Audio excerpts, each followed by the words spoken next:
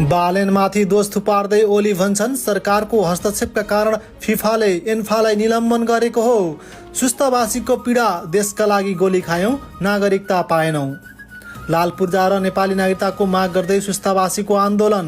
बालेनमाथि केपी ओलीको कडा प्रहार। चितवन पुगेर लिपुले कालापानी हाम्रो भन्दैमा सीमा मिचिएको विषयको खण्डन कसरी भयो? कुर्सीका लागि कम्युनिस्ट नेताहरूको फोहोरी खेल फेरि सुरु। पद गुम्ने डरले एकता नगर्ने तर सत्य हत्याउन ओली प्रचण्डले फेरि एकता गर्ने सुर। कालो सिसा भएका गाडी देशैभर चलाउन नपाइने, हटाउन सरकारको कडा निर्देशन। राजसभा महाधिवेशन नयाँ केन्द्रीय समितिको शपथ ग्रहण। केन्द्रीय कार्यालय वनस्थलीमा आज हुने। बर्ड फ्लू संक्रमणका कारण बागमतीका 5 जिल्लामा 2,82,000 कुखुरा नष्ट। केपी ओलीले एकता नगर्ने भनेपछि सहकार्य भएन भन्दै प्रचण्डको जिद्दी।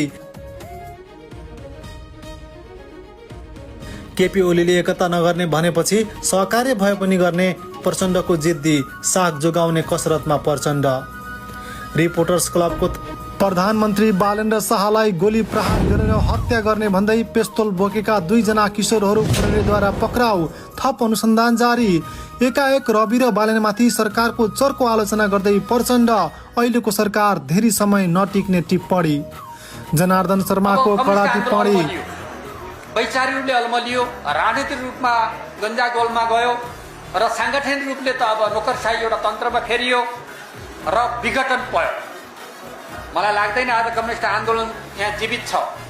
कम्युनिस्ट आन्दोलनमा लागेका नेताहरू जीवित हो। उनी भन्छन् नेपालका कम्युनिस्ट आन्दोलन जीवित छैन, नेताहरू मात्र जीवित छन्। विपद प्राधिकरणको रेड अलर्ट, सडक विभागको हाई अलर्ट।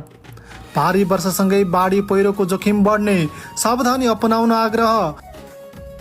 गृह मन्त्री सुदन गुरुङको अर्को राम्रो काम, आफ्नै गाडीको स्टिकर हटाउन दिए निर्देशन। नियम सबैलाई बराबर हुनुपर्छ भन्ने मान्यताको सुरुवात। ट्राफिक प्रहरीले गृहमन्त्री सुदन गुरुङ र गृह सचिव राजकुमार श्रेष्ठको गाडीको सिसामा प्रयोग गरिएको कालो स्टिकर हटायो। राजेन्द्र रिङदेन विरुद्ध ज्ञानेन्द्र शाहीको विद्रोह। अध्यक्षमा प्रतिस्पर्धा गर्ने शाहीको तयारी। काङ्ग्रेसमा फेरि किचलो। गगन पक्षसँग टाढिँदै देउवा पक्ष।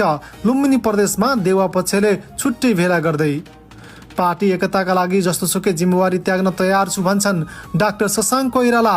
राजधानी घोटाला प्रकरणमा 5 जना आरोपीलाई धरोटीमा छान्न अदालतको आदेश।